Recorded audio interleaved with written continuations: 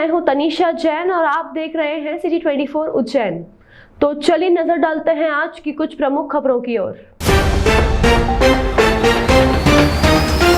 MP में मावठा, गेहूं की ग्रोथ, चना मसूर में नुकसान का डर, बारिश थमने पर आलू में फंगस, सरसों पर हो सकता है माहू का अटैक। मध्य प्रदेश में कड़ाके की ठंड, कोहरा और बारिश से अगले 6 दिन तक कोई राहत मिलने के आसार नहीं हैं। छिंदवाड़ा में सुबह 4 बजे तेज बारिश हुई। मौसम वैज्ञानिकों ने 11 जनवरी तक ऐसा ही मौसम रहने का अनुमान जताया है। आगर मालवा जिले में हाईवे पर ट्रक और कार की टक्कर में 2 लोगों की मौत हो गई। घटना सोयत और सुसनेर के बीच खजूरी गांव के पास शुक्रवार देर रात की है। कार सवार मृतक नरेंद्र राजपूत और अतुल ठेकेदार इंदौर के रहने वाले बताए जा रहे हैं। उज्जैन की बालिका से इंस्टा पर दोस्ती के बाद छेड़छाड़ करने पर हिंदू संगठन ने थाने का घेराव किया है। पुलिस ने पॉक्सो एक्ट में केस दर्ज कर देवास के युवक को गिरफ्तार कर लिया है। लोकसभा चुनाव 2024 की तैयारी शुरू हो गई है। इसी कड़ी में 6 जनवरी को फोटो निर्वाचक नामावली के प्रारूप का प्रकाशन होगा। साथ ही 6 से 22 जनवरी तक मतदाता सूची में नाम जोड़ने, हटाने व संशोधन के लिए आवेदन लिए जाएंगे। बाद में 8 फरवरी को फोटो निर्वाचक नामावली का अंतिम प्रकाशन।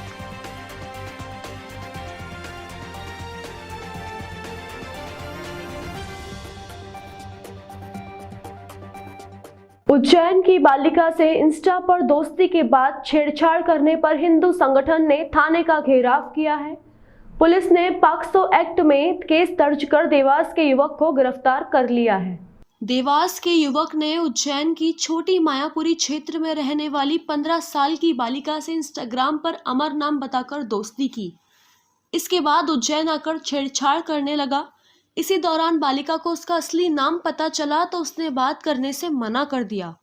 इसके बाद युवक उससे जबरदस्ती करने लगा। शुक्रवार को वह बालिका को अपनी बाइक पर जबरदस्ती बैठाकर ले जा रहा था। इसी दौरान सूचना मिलने पर हिंदू संगठन के कार्यकर्ता पहुंच गए और देवास की उक्त युवक को पकड़कर पुलिस के सुपुर्द कर दिया। चिमनगंज मंडी पुलिस ने बताया, देवास का रहने वाला बालक शुक्रवार को उज्जैन की रहने वाली नाबालिग बालिका से छेड़छाड़ करते हुए पाया गया। उमर के खिलाफ पॉक्सो एक्ट सहित अन्य धाराओं में केस दर्ज कर उसे गिरफ्तार कर लिया है। सीएसपी सुमित अग्रवाल ने बताया कि देवास के युवक द्वारा छेड़छाड़ की शिकायत मिली है। पॉक्सो एक्ट के तहत केस दर्ज कर युवक को गिरफ्तार कर लिया है। मामले में जांच जारी है। जी आज एक मामला आया है थाना चिमनगंज मंडी में कि एक बालिका है यहाँ पर 15 वर्ष की, तो उनकी साथ में एक इंस्टाग्राम पे एक लड़के से दोस्ती हुई थी। तो आज उसी के तारतम्य में लड़का देवास का रहने वाला है, उज्जैन आया था शहर में उस बालिका से मिलने, और जब वो मिल रहे तो उस बुरी नीयत से उसका बालिका का हाथ पकड़ लिया था और गलत नाम से उसके साथ दोस्ती की थी। इसके तहत थाना चिमनगंज मंडी में 354 और पॉक्सो एक्ट के तहत मामला पंजीबद्ध किया गया है। इसमें सर केसेस की पहचान हुई और क्या शादीशुदा है लड़का क्या है? इसकी अभी जांच कर रहे हैं और जो बालिका थी उसके मामा ने एक्चुअल में पूरी घटनाक्रम देख लिया था। इसके बाद इस प्रकरण की शिकायत थाना पर की गई है और उसके उपरांत इस पर अभी एफआईआर की है। कोई मामला है, कोई नाम छल पूर्वक उसने जो है अपना नाम गलत बताया था, तो उस पर तहत उसके आईपीसी के सेक्शन में उस पर मामला पंजीबद्ध किया गया है। नहीं मैम, आज जो मामला आया है क्या पूरा घटना क्या है? आज जो मामला आप लोगों के संज्ञान में आया है उसमें हमको जानकारी लगी थी कि 15 वर्षीय बालिका है जो कि छोटी मायापुरी में निवासरत है। उसको कोई मुस्लिम लड़का जो कि देवास में निवास है और नाम उसका उमर मंसूरी है, वो उसको जबरदस्ती बाइक पर बिठाकर कहीं अगवा करके ले जा रहा था। ऐसी जानकारी हिंदू जागरण मंच के कार्यकर्ताओं को लगी तो हिंदू जागरण मंच के कार्यकर्ताओं ने चिमनगंज पुलिस को सूचना दी। पुलिस की मदद से उसको गिरफ्तार करवाया और थाने पर लाकर उसको अरेस्ट करवाकर पुलिस प्रभारी ने हमारे साथ में बिल्कुल बड़ी अच्छे से उस पे पास्को की कार्रवाई की है एवं 417 के तहत और भी धाराएं उस पे लगाई गई। ये बताइए इनकी मुलाकात कैसे हुई थी? जी, इनकी मुलाकात इंस्टाग्राम पे हुई थी और 1 महीने पहले ही हुई थी। अच्छा, ये लड़का शादीशुदा है कि इसकी जानकारी नहीं है, ये जांच पुलिस कर रही है। और इसने धोखे से उससे दोस्ती की थी, अमर नाम बताया था, लेकिन जब बच्ची को जबरदस्ती वो बैठा रहा था तब उसको पता चला कि इसका नाम उमर है। जी, आपका पुराना हिंदू जागरण मंच जिला संयोजिका नीलू चौहान। कान्हा सेवा समिति एवं कृष्णा ग्रुप के तत्वाधान में सूरजनगर में कलश यात्रा के साथ श्रीमद् भागवत कथा का प्रारंभ हो गया है। सखीपुरा स्थित सूरजनगर के बड़ा बगीचा में 5 जनवरी शुक्रवार से श्रीमद् भागवत कथा प्रारंभ हुई। कथा के पहले दिन रंग बावड़ी से कलश यात्रा निकाली गई, जो विभिन्न मार्गों से होती हुई कथा स्थल तक पहुंची। कलश यात्रा में बड़ी संख्या में रहवासियों ने भागीदारी की। कलश यात्रा में महिलाएं सिर पर कलश धारण कर निकलीं।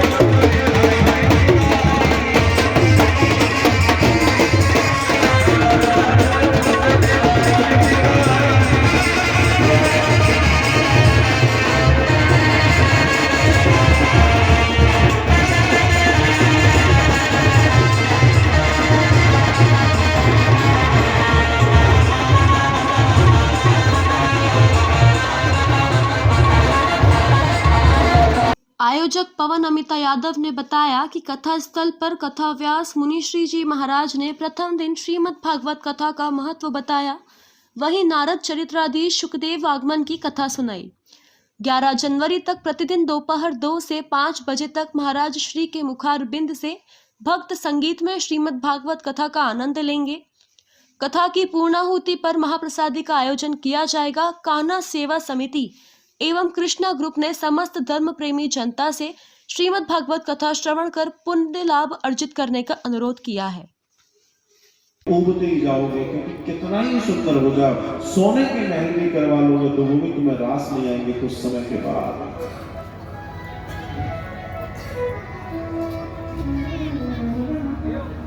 तुम्हारे को हीरे मोती और सोने से जड़े हुए बर्तन दे दिए जाए, तुम बहुत भूखे हो, बहुत भूखे। तुम्हारी आंखें चिल्ला चिल्ला कर कह रही हो मैं भूखा हूं, भोजन लाओ, और तुम्हारे सामने भोजन आ जाए, तुम पहले सोने चांदी के बर्तनों को देखोगे या फिर भोजन को? बताओ, पहले भोजन करो, क्योंकि प्राण है, जीवन है तो सारी चीजें हैं। जीवन नहीं है तो किसी भी चीज की कोई वैल्यू नहीं है। ऐसे ही हमारी भी वैल्यू नहीं है जीवन के बाद। बोला उठाओ, जल्दी ले जाओ, जलाओ, हटाओ, मामला खत्म इसका। थोड़ी देर पहले जो रो रहे थे, थोड़ी देर पहले जो रो रहे थे, हाय तुम्हारे बिना हमारा कुछ भी नहीं है, हमें भी ले चलो, झूठा झूठा बोल रहे थे जो लोग, तुम्हारे बिना हमारा क्या होगा, सब कुछ लुट गया, सब कुछ बर्बाद हो गया।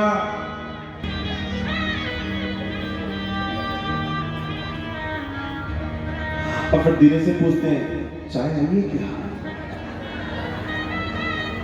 ये बार-बार जन्म मिल रहा है। क्या आयोजन किए गए आज बाबा महाकाल के आशीर्वाद से आज भागवत कथा का शुभारंभ हुआ है। इसमें कलश यात्रा का आयोजन हुआ। इसमें करीबन हजारों महिलाओं ने सहभागिता करी उसके अंदर। वो भगवान महाकाल के आशीर्वाद से पूरी धर्म यहाँ की उज्जैन की धर्मप्राण जनता से कहूँगा कि वो सब आके धर्म का यहाँ लाभ लेवें। और ये जो कथा कौन महाराज करा रहे हैं और क्या प्रसंग यहाँ पर आज हुआ है? ये वृंदावन से बाबा आए मनुष्य जी महाराज जो कथा कर रहे हैं। और भैया किस तरह का प्रसंग हो रहा है और कितना लोगों को यहाँ आनंद आ रहा है? आज यहाँ सूरजनगर बड़ा बगीचा सखीपुरा में श्रीमद् भागवत कथा का आयोजन हुआ है, जो कि पवन यादव एवं पूरे यादव परिवार की तरफ से हो रहा है, जिसमें कथावाचक श्री मनुश्री जी महाराज वृंदावन से पधारे हैं। 11 बजे से कलश यात्रा का आयोजन था, जिसमें करीब 400 महिलाएं और 300 पुरुष 700 लोगों की संख्या थी। बहुत आनंद आया, जिसमें कलश यात्रा रंग बावड़ी से प्रारंभ होकर इंदौर गेट, दौलतगंज, सखीपुरा होते हुए वापस कथा स्थल पर आई। धार्मिक नगरी उज्जैन में कई मंदिर हैं। एक ऐसा ही मंदिर संतोषी माता के दरबार में अन्नकूट महोत्सव मनाया गया।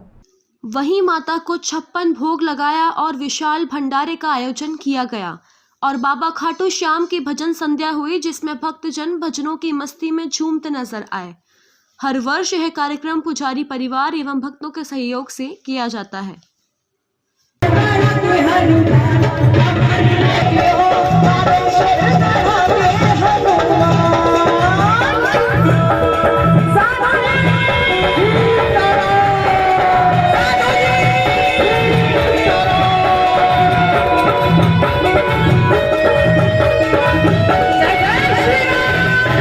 बताइए क्या कार्यक्रम चल रहा है? जय श्री महाकाल, जय मां संतोषी। हर वर्ष की तरह इस वर्ष भी श्री अगस्तेश्वर महादेव श्री संतोषी माता मंदिर में 56 भोग का आयोजन किया गया है। साथ ही सभी भक्तों के लिए यहाँ पर भोजन प्रसादी का आयोजन भी किया गया है। हर वर्ष ये कार्य किया जाता है सभी भक्तों के सहयोग से। जो है यहाँ पर आज भजन संध्या भी खाटू श्याम जी की भजन संध्या कराई गई है। सभी भक्तों ने आनंद लिया। सैकड़ों हजारों की संख्या में यहाँ पर लोगों ने भोजन प्रसादी का आनंद लिया। उज्जैन श्री महाकाल लोक के बेगमबाग मार्ग स्थित नीलकंठ वन के समीप नवनिर्मित देश के प्रथम स्वस्थ एवं स्वच्छ फूड स्ट्रीट प्रसादम के कार्यक्रम स्थल का कलेक्टर द्वारा निरीक्षण किया गया। दरअसल मुख्यमंत्री डॉक्टर मोहन यादव देर शाम उज्जैन पहुंचेंगे। वे यहीं अपने घर रात रुकेंगे और रविवार 7 जनवरी को सुबह कोटी मार्ग स्थित सुबह राहगिरी में आम जन के बीच रहेंगे, जिसके बाद प्रसादम का शुभारंभ केंद्रीय स्वास्थ्य मंत्री की मौजूदगी में करेंगे और अन्य कार्यक्रमों में शामिल होंगे। दिनांक 7 जनवरी को भारत का पहला हाइजीनिक स्ट्रीट फूड स्ट्रीट प्रसादम के नाम से यहाँ पर उज्जैन में महाकाल मंदिर परिसर में इनॉग्रेट किया जा रहा है, जिसमें माननीय मुख्यमंत्री जी, माननीय केंद्रीय मंत्री जी श्री मनसुख मांडविया जी उपस्थित रहेंगे। उसी को लेकर तैयारियों की समीक्षा की गई है। ड्राई रन भी होगा और 7 तारीख को ये स्टार्ट होगा। 2 दिन तक ये डेमोन्स्ट्रेशन मोड में रहेगा और उसके पश्चात पूरा विधिवत अलॉटमेंट करके इसको प्रारंभ किया जाएगा। क्या विशेषता क्या है सर इसकी विशेषता ये है कि जो स्ट्रीट फूड है उसको लेकर के आमतौर पर ये धारणा होती है कि जो है स्ट्रीट फूड उतना हाइजीनिक नहीं होता।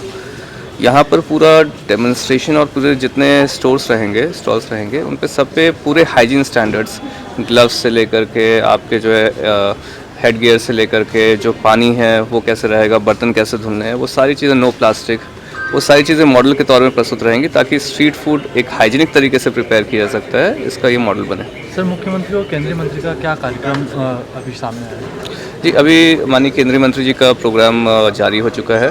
10:15 बजे 7 तारीख को यहाँ पे आएंगे और माननीय मुख्यमंत्री जी का जो कार्यक्रम आया है उसमें 6 तारीख को शाम को उनके यहाँ आने का है और 7 तारीख का प्रोग्राम अभी जारी होगा। नगर पालिक निगम द्वारा आयोजित कार्तिक मेले में कुश्ती प्रतियोगिता का समापन हो गया है। स्वर्गीय धन्नालाल चौधरी स्मृति में संभाग केसरी कुश्ती प्रतियोगिता के फाइनल मुकाबले में संभाग केसरी का खिताब ओपन वर्ग में शाद मंसूरी एवं महिला ओपन वर्ग में जियारा राणा ने कब्जा किया। 65 किलो संभाग केसरी का खिताब विनय चौधरी एवं 70 किलो संभाग केसरी का खिताब सचिन चौधरी पहलवान को दिया गया। महापौर मुकेश टटवाल, नगर मंत्री संजय अग्रवाल, समाज सेवी नारायण यादव द्वारा विजेताओं को टाइटल एवं ट्रॉफी से नवाजा गया। इस अवसर पर संयोजक प्रतिनिधि विजय चौधरी, MIC सदस्य प्रकाश शर्मा, पार्षद पंकज चौधरी, छोटेलाल मंडलोई, मेलाधिकारी अपर युक्त आदित्य नागर, सचिव सुनील जैन, गोपाल बोयत आदि मौजूद रहे। यहाँ पर नगर पालिक निगम की ओर से दिया जा रहा है।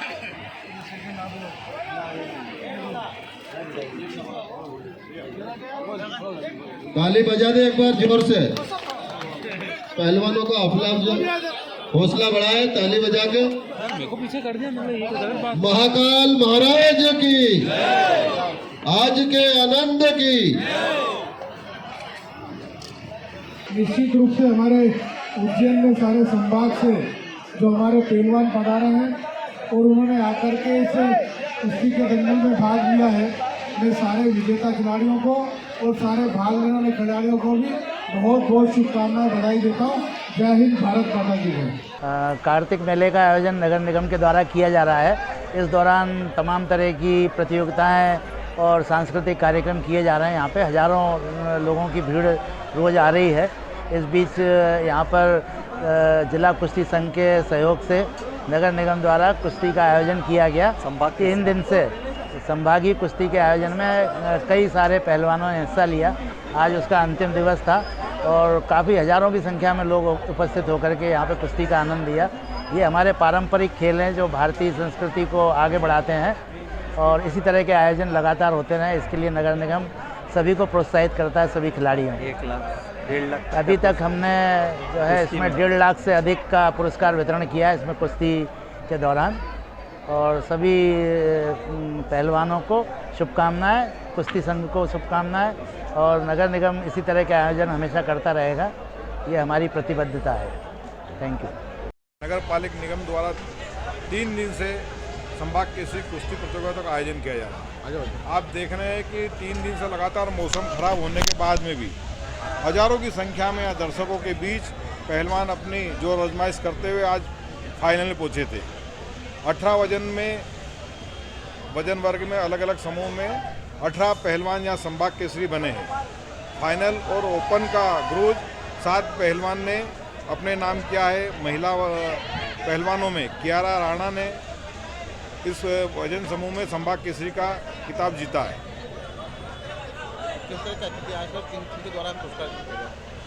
हमारे महापौर जी, MIC के सदस्य, विपक्ष के नेता रवि राय जी और मध्य प्रदेश के यशस्वी मुख्यमंत्री डॉक्टर मोहन यादव जी के बड़े भाई आदरणीय नारायण दादा यादव जी भी इस प्रतियोगिता में पहलवानों को इनाम देने पहुंचे थे। मैं इन विजेता पहलवानों का सभी का उज्जवल भविष्य के लिए कामना करता हूं और उन्हें शुभकामनाएं देता हूं। उज्जैन में बन रहे यूनिटी मॉल के लिए केंद्र से मिली पहली किश्त के 142 करोड़ रुपए से नोएडा की कंपनी ने काम की शुरुआत कर दी है। अभी निर्माण के लिए जमीन को समतल किया जा रहा है। मध्य प्रदेश का एकमात्र यूनिटी मॉल उज्जैन में बनाने का रास्ता और साफ हो गया है। 284 करोड़ की लागत से बनने वाले इस मॉल के लिए केंद्र सरकार ने प्रदेश सरकार को 142 करोड़ रुपए की राशि दे दी है और यूडीए के अकाउंट को भी जोड़ दिया है। जैसे जैसे काम होता जाएगा यूडीए के खाते में पैसा आता रहेगा।